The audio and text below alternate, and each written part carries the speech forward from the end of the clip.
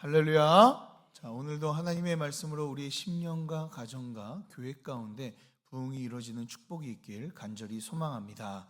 자, 신명기는 이 모세가 이 신신당부하는 이 설교가 담긴 책이다라고 이야기할 수 있습니다. 과거의 일들을 회상하며 그들에게 이렇게 살아야 된다. 이 하나님의 백성으로 이 약속의 땅에선 이렇게 살아가야 된다라고 설명해 주는 것이 바로 이 신명기인 것이죠. 자, 지난 장에서는 모세는 하나님을 쉽게 잊고 그리고 쉽게 교만해지는 이스라엘의 백성의 습성을 따르지 말라라고 말씀해 주고 있었죠. 자, 이스라엘 백성들이 싸워야 할 이 적들은 이 난공불락의 성읍을 가지고 있었고, 그리고 무시무시했던 이 아낙 족속, 이 거인들의 이 족속이었습니다. 자, 그들을 바라볼 때 그들을 이길 수 있는 적들은 아무것도 없어 보였어요. 자, 그럼에도 불구하고 모세는요, 너희들이 나가서 싸우면 이길 것이다 라고 이게 호언장담을 하고 있죠. 그 이유가 무엇입니까? 승리를 할 수 있는 이유, 바로 전능하신 하나님께서 이스라엘 백성들보다 먼저 가서 그들을 멸하실 것이기 때문인 줄 믿으시길 바랍니다. 그렇기 때문에 하나님께서 싸우시기 때문에, 자, 이들은 오늘 모세는 두려워하지 말라라고 그 전장에서 말했던 것이죠. 그러나 우리가 기억해야 될 것이 있죠. 하나님이 이렇게 싸우시는 이유는 이스라엘 백성들의 의로움과 거룩함과 그들이 잘한 것이 있었기 때문이 아니었죠. 사실 이스라엘 백성들은 어땠습니까? 멸망받아도 몇 번이나 더 받아야 했던 이 목이 굳은 백성이었습니다. 그럼에도 불구하고 그들이 살아남고 하나님의 기업을 약속받고 그 기업 가운데 달려갈 수 있는 이유가 무엇이었죠? 바로 이 모세의 중보 기도를 통해서 그들은 하나님 앞에 하나님의 약속을 이뤄가며 그 땅을 소망하며 나아갈 수 있었던 거예요. 자, 우리도요, 하나님 앞에 심판을 받아야 될 자들이었습니다. 그러나 예수 그리스도께서 우리의 중보자 되셨기 때문에, 우리를 위해서 끊임없이 지금도 간구하시는 은혜가 있기 때문에 우리가 하나님의 나라를 소유하고 그것을 희망하며 소망할 수 있는 줄 믿으시길 바랍니다. 그러니 우리 중보자 예수 그리스도만을 믿고 하나님 나라를 소유하게 된 그 놀라우신 은혜를 기억하며 오늘 하루도 감사하며 나아가는 저와 여러분들 되길 주님의 이름으로 축복합니다. 자, 오늘은 이 신명기 10장을 함께 나눠보도록 할게요. 자, 이 신명기 10장의 주제는요, 구별됨이라고 우리는 이야기할 수 있을 것 같습니다. 자, 그 이유는요, 오늘 말씀이 다 구별하는 내용들로 이루어졌기 때문에 그래요. 자, 오늘 말씀을 나눠보면 1절부터 5절까지는 십계명이 적힌 두 돌판을 다시 만들어서 이 구별하게 하시는 모습을 우리는 보게 되죠. 그리고 6절부터 11절까지는 레위 지파를 구별하시는 내용들이 나오고 있습니다. 그리고 12절부터 22절까지는 구별하여 불렀나니 그러니 너희들은 이제 구별할 때에 살라라고 구별에 대해서 우리에게 말씀해 주고 계시죠. 자, 그러면은 우리 한번 이 주제를 가지고 말씀을 한번 살펴보도록 하겠습니다. 자, 전장에서는 그들의 목이 이 고듬을 이야기하며 모세가 이 하나님의 받은 두 돌판을 깨뜨린 것에 대해서 이제 이야기해 주었어요. 자, 그리고 오늘 말씀에서는 출애굽기 34장의 내용인 이 하나님께서 다시 십계명을 주시는 내용이 나와 있습니다. 자, 1절에 바로 나오고 있죠. 우리 1절을 다 같이 한번 읽어보겠습니다. 자, 1절 말씀입니다. 시작. 그때 여호와께서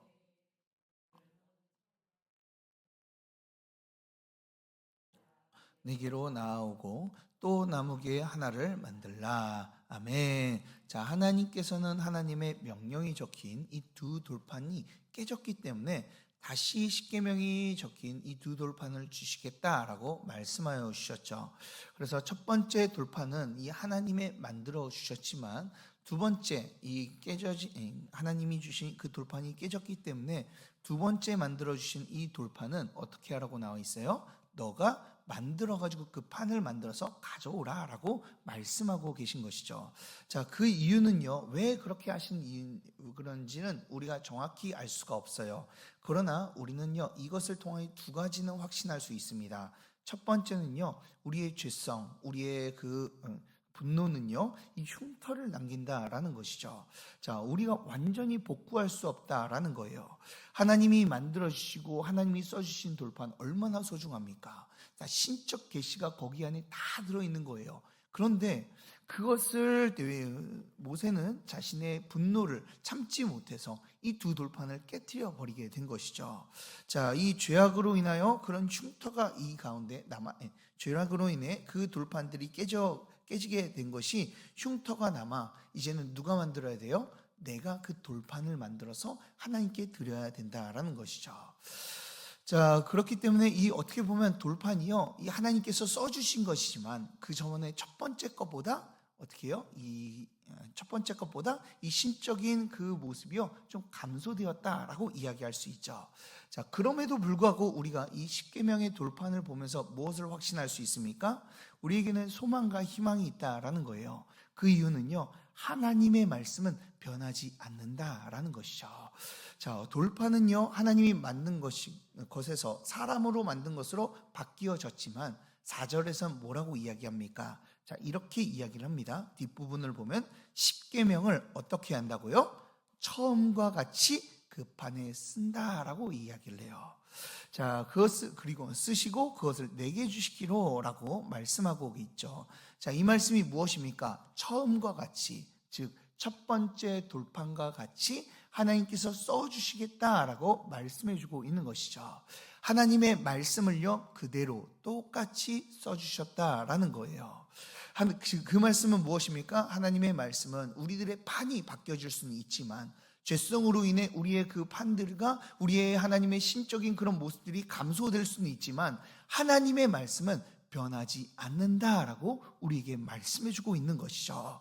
그래서 이사야 40장 8절에서 이렇게 말씀합니다. 풀은 마르고 꽃은 시드나 우리 하나님의 말씀은 영영이 서리라. 할렐루야. 자, 하나님의 말씀은요 변함없으세요.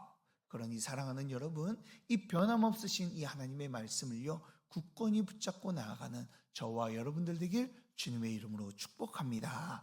자, 그렇다면 이 거룩하신 진리의 말씀을요 우리는 어떻게 해야 될까요?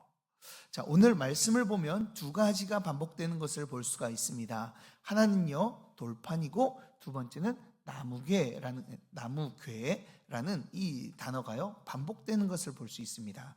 자, 1절과 5절 안에는 이 돌판, 이 판이라는 이 돌판의 의미가 총 6번이나 나옵니다. 그래서 돌판, 판 이런 것들이 계속해서 6번이나 나와요. 이 짧은 5절 안에요. 그리고 나무괴라는 단어가요 총 4번이 나옵니다. 자, 그래서 이 나무괴는요 무엇을 의미해요? 이 언약궤를 의미하고 있는데 이 돌판은 우리가 하나님의 진리의 말씀을 설명한다면 이 나무괴는 무엇을 의미하는 것일까요? 왜 이렇게 강조를 하고 있을까요? 자, 하나님께서 나무궤를 만들라고 하신 이유가 있어요. 자, 5절을 우리 다 같이 함께 읽어보도록 하겠습니다. 자, 5절 말씀 다 같이 읽겠습니다. 시작. 내가 돌이켜 산에서 내려와서 여호와께서 내게 명령하신 대로 그 판을 내가 만든 궤에 넣었더니 지금까지 있느니라. 아멘. 자, 나무궤에 넣으니 어떻게 되었다고요? 깨지지도 않고 잘 보관되어 지금까지 있느니라 라고 말씀해 주고 있어요. 즉 하나님의 말씀이요 그 돌판의 말씀이 지금까지 잘 보존되었다라고 말씀해 주고 있는 것이죠. 우리는요 하나님의 진리의 말씀을 받았습니다. 그럼 어떻게 해야 됩니까? 이 말씀을요 땅바닥에 굴리거나 아무렇게나 던지는 것이 아니라 그 말씀을요 잘 보존해야 된다라는 것이죠.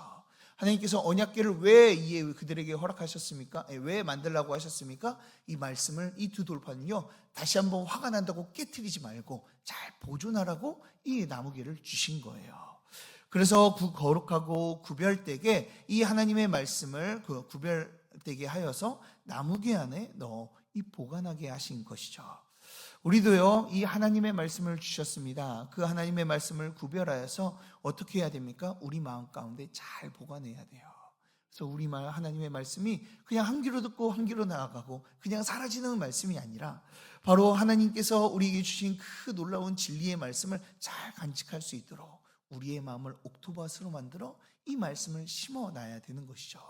그렇게 되었을 때 우리의 마음 가운데 하나님의 말씀이 30배, 60배, 100배의 열매를 맺는 귀한 이 놀라운 역사가 일어나는 줄 믿으시길 바랍니다. 그러니 이 시간 하나님의 말씀을 우리의 마음 가운데 잘 보관하여 하나님의 말씀대로 살아가는 저와 여러분들 되길 주님의 이름으로 축복합니다. 자, 하나님께서 이렇게 말씀만 구별되게 하실까요? 아닙니다. 자, 하나님의 말씀을 따르는 자들 또한 이 구별되게 하시는 모습을 우리는 보게 됩니다. 자, 8절부터 보면 하나님께서는 레위 지파 사람들을 구별하고 계세요. 자, 아론이 죽고 그런 다음에 이 세대가 교체되고 그리고 하나님께서는 레위 지파를 더욱더 구별하게 하시죠.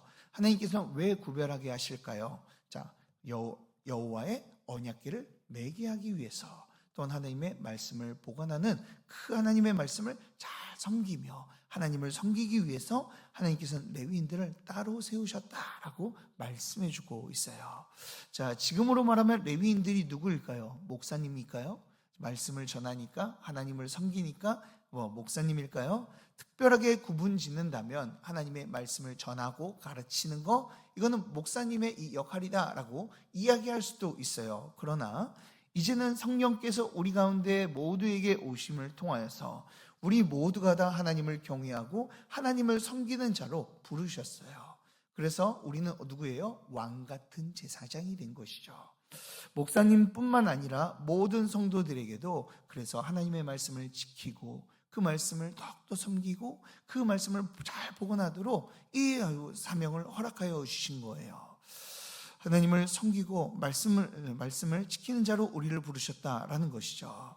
세상의 악한 세력은요, 어떻게든 이 말씀을 훼손하기 위해서 지금은 발버둥을 칩니다. 법을 제정하려고 하고, 그리고 여러 가지의 그 사상과 그리고 생각을 그리고 교육을 통하여 이 하나님의 말씀을 훼손하려고 해요. 그런 가운데 우리는 어떻게 서야 됩니까? 하나님의 말씀을 굳건히 붙잡고 그 말씀을 지키며 살아가야 될 줄 믿으시길 바랍니다. 그래서 우리를요, 하나님의 백성으로 구별되게 하신 거예요. 사랑하는 여러분, 하나님께서 우리를 제사장처럼 구별되게 하셨습니다. 그렇다면 우리는요, 하나님의 말씀을 더욱더 수호하고 하나님을 섬기는 자들로 우리가 더욱더 서야 될 줄 믿으시길 바랍니다. 그 은혜가 있길 주님의 이름으로 축복합니다. 자, 이런 하나님의 백성으로 우리가 살아갈 때요, 때로는요 힘들고 고단하죠. 자, 그러나 우리는 그 가운데서 이 제사장의 역할을 하며 살아가는 것을 불평과 원망을 하지 않아요. 왜 그럴까요? 자, 그 이유가 9절에 나와 있습니다. 우리 다 같이 9절을 다 같이 한번 읽어보도록 하겠습니다. 9절 말씀입니다. 시작. 그러므로 레위는 내 하나님 여호와께서 그에게 말씀하신 같이 여호와가 그의 기업이시니라. 아멘. 자, 왜 우리가 불평하지 않아요? 그 이유는 바로 하나님께서 우리의 기업이 되시기 때문에 그래요. 자, 하나님께서는 우리를 먹이시고요, 우리를 입히시고 우리를 소생케 하시고 우리에게 생명을 허락하시는 분이시죠. 그렇기 때문에 우리가 이 땅 가운데서 살아갈 때요, 걱정과 근심 없이 살아가는 거예요. 때로는 걱정이 올 수도 있지만 낙심하지 않아요. 우리가 그 어려운 문제가 오지만 그 가운데서 불평하지 않아요. 왜요? 하나님께서 우리를 때에 따라 보호하시고 인도하시기 때문인 줄 믿으시길 바랍니다. 그래서 이 시간 우리의 기업이 되시는 이 하나님으로 인하여 우리가 모두 다 기뻐했으면 좋겠어요. 하나님의 말씀을 구별하시고 그 말씀을 따라 섬기는 자들로 우리를 더욱더 이렇게 구별하신 것이죠. 그래서 우리를 책임져 주시는 거예요. 그렇다면 우리는 어떻게 살아가야 될까요? 자, 12절부터 하나님께서는 우리를 구별되게 불렀으니 구별되게 살아야 된다라고 우리에게 말씀해 주고 있죠. 자, 어떻게 살아가야 되는지 12절에 분명히 나와 있습니다. 자, 여호와께서 요구하시는 것이 무엇이냐라고 이야기를 해요.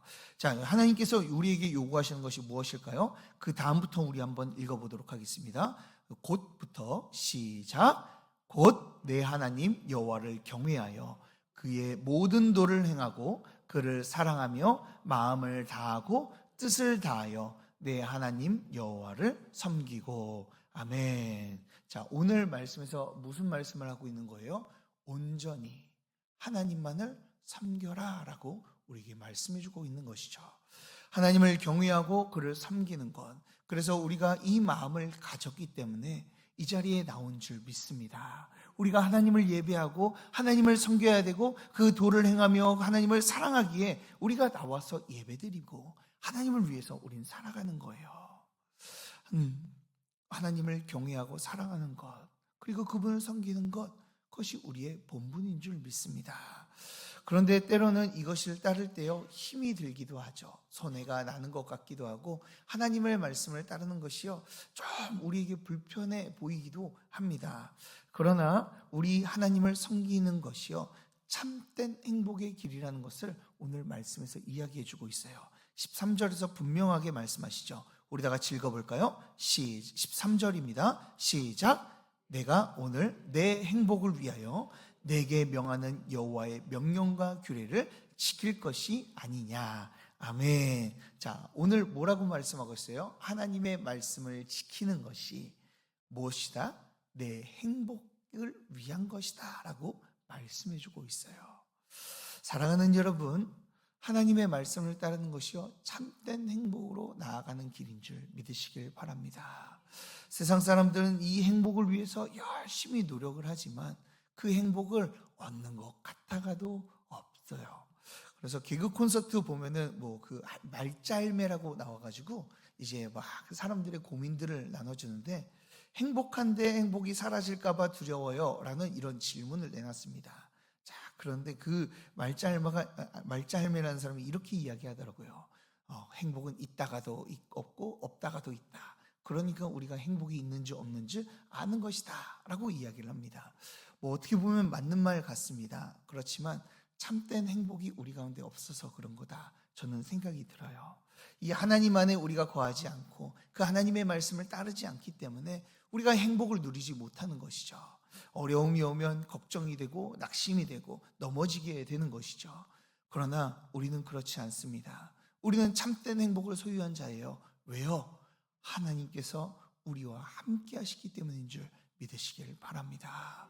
그렇기 때문에 하나님의 말씀을 따르는 것, 그 하나님과 함께하는 그 말씀을 따르는 것이요 참된 행복의 길이다라고 이야기할 수가 있어요. 왜 우리가 하나님을 따르면 정말 복일까요? 자, 그 이유가 왜 그런지를 나오고 있어요. 하나님이 어떤 분이신다는 것을 하나님이요 놀라운 하나님이 우리의 하나님이라는 것을 우리에게 알려주고 있죠.